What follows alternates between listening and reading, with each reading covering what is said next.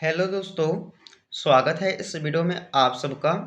दोस्तों, काफ़ी important question GK का इस वीडियो में लेके आए हैं जो एग्ज़ाम में बार बार पूछे जाते हैं।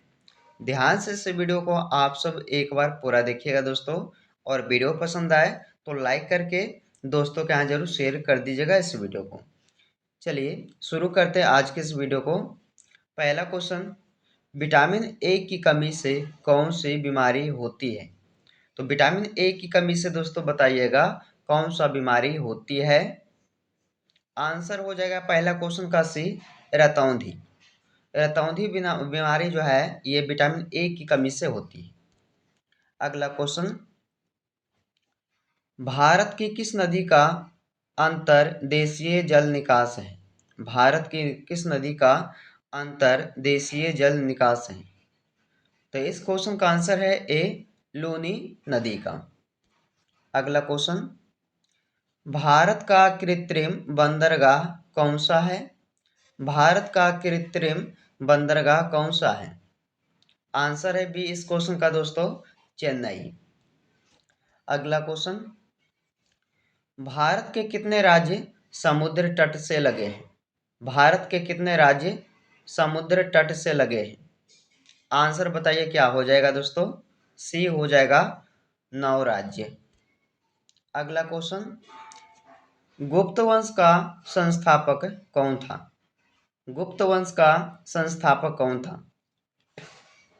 आंसर हो जाएगा सी, श्रीगुप्त। अगला क्वेश्चन, सतपुड़ा और विंध्याचल के बीच कौन सी नदी बहती है? सतपुड़ा और विंध्याचल के बीच कौन सी नदी बहती है? आंसर बी हो जाएगा दोस्तों, नर्मदा नदी बहती है।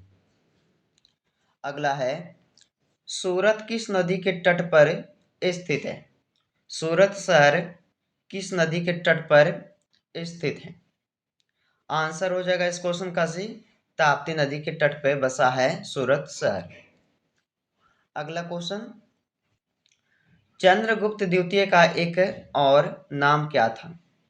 चंद्रगुप्त द्वितीय का एक और नाम क्या था? आंसर हो जाएगा दोस्तों सी, विक्रमादित्य। अगला क्वेश्चन, भारत के किस राज्य की तटरेखा सबसे लंबी है? भारत के किस राज्य की तटरेखा सबसे लंबी है?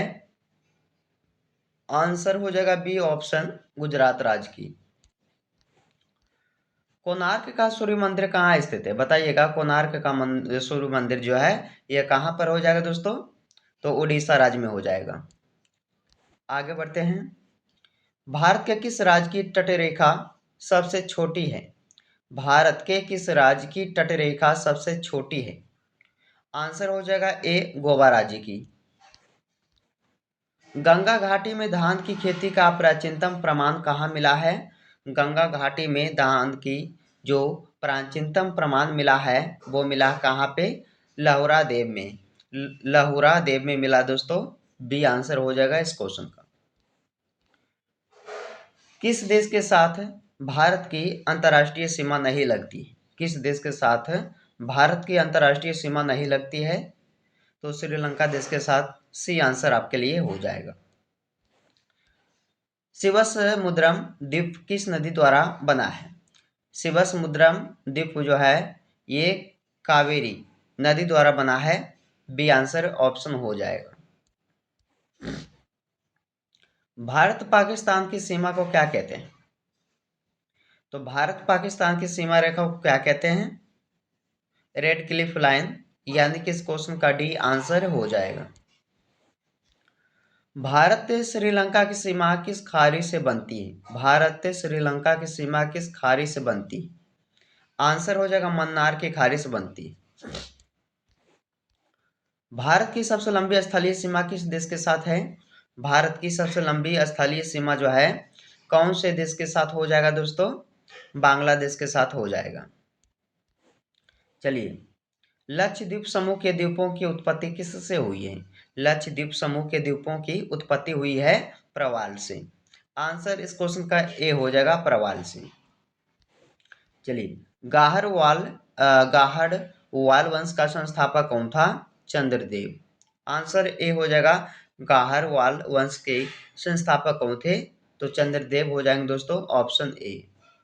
चलिए, चौहान वंश का संस्थापक कौन था? चौहान वंश का संस्थापक कौन था? आंसर ए हो जाएगा वासुदेव। वासुदेव जो हैं ये चौहान वंश का संस्थापक थे। चलिए, निम्न में से कौन सा राज्य कर्क रेखा के उत्तर में है? कौन सा राज्य दोस्तों कर्क रेखा के उत्तर में बताइएगा?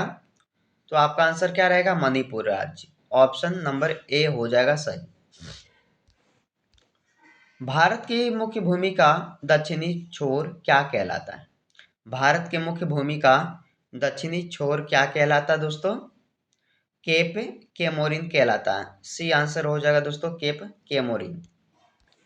चलिए, भारत का पहला स्किल इंडिया सेंटर कहाँ खोला गया है? भारत का पहला स्किल इंडिया सेंटर कहाँ खोला गया है? तो संबलपुर में। संबलपुर में हो जाएगा दोस्तों, यानी कि इस क्वेश्चन का डी आंसर हो जाएगा। कर्क रेखा से निकटतम नगर कौन सा है? कर्क रेखा से निकटतम नगर कौन सा है? आंसर है गांधीनगर। पश्चिमी तट का उत्तरी भाग किस नाम से जाना जाता है? पश्चिमी तट का उत्तरी भाग किस नाम से जानते हैं? कोंकण तट के नाम से जानते हैं। ऑप्शन ए हो जाएगा कोंकण तट। भारत का पहला डिजिटल राज्य कौन सा है? भारत का पहला डिजिटल राज्य कौन सा है? आंसर हो जाएगा दोस्तों ए, केरल राज्य। दुनिया की पहली वैदिक घड़ी कहाँ स्थापित हुई है? दुनिया की पहली वैदिक घड़ी कहाँ स्थापित हुई है? आंसर ए हो जाएगा उज्जैन में। भारत में कितने उच्च न्यायालय हैं? भारत में कितने उच्च न्यायालय हैं?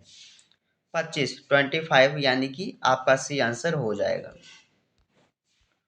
आदम का पुल किन दो देशों के बीच स्थित है? आदम का पुल किन दो देशों के बीच में है? भारत और श्रीलंका के बीच में है। भारत में कितने प्रमुख बंदरगाह हैं? भारत में कितने प्रमुख बंदरगाह हैं? तो आंसर हो जाएगा दोस्तों 12 बंदरगाह है, ऑप्शन बी। चलिए, पशुपालन की शुरुआत किस काल में हुई थी? पशुपालन की शुरुआत हुई थी दोस्तों किस काल में? मध्य पाषाण काल में हुआ था। बी आंसर हो जाएगा मध्य पाषाण काल में। भारत का राष्ट्रीय ध्वज किसने डिजाइन किया था? भारत का राष्ट्रीय ध्वज किसने डिजाइन किया था? आंसर हो जाएगा पिंगली बेकेन। पिंगली बेकेन द्वारा जो है भारत का राष्ट्रीय ध्वज को डिजाइन किया गया था। चलिए, आगे बढ़ते हैं।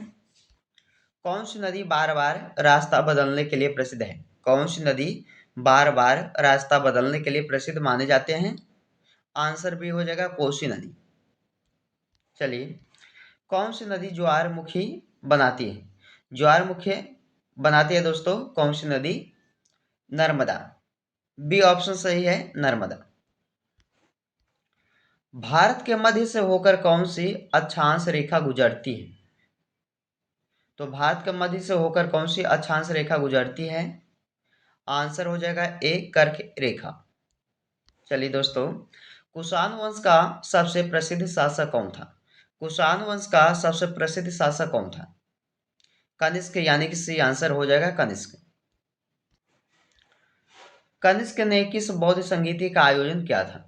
कनिष्क ने किस बौद्ध संगीति का आयोजन किया था? प्रथम, चतुर्थ, तृतीय या द्वितीय?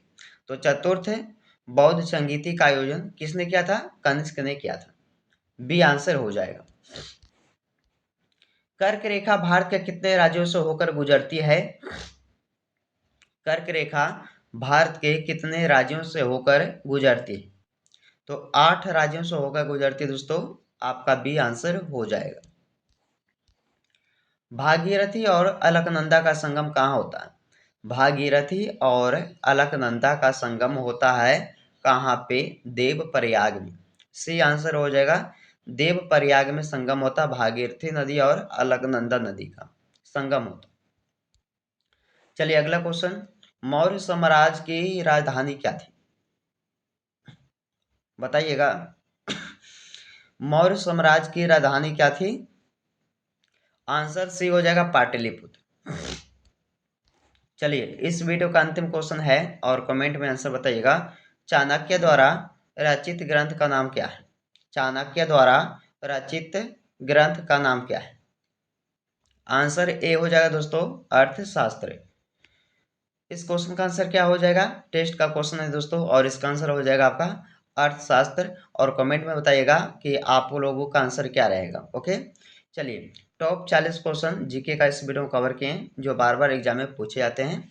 तो दोस्तों इस वीडियो को आप लोग पूरा जरूर वॉच कीजिएगा। चलिए इस वीडियो को यहीं पे समाप्त करते हैं, फिर मिलते हैं आपसे एक नए वीडियो में। जब तक आप लोग इस वीडियो में बने रहिए।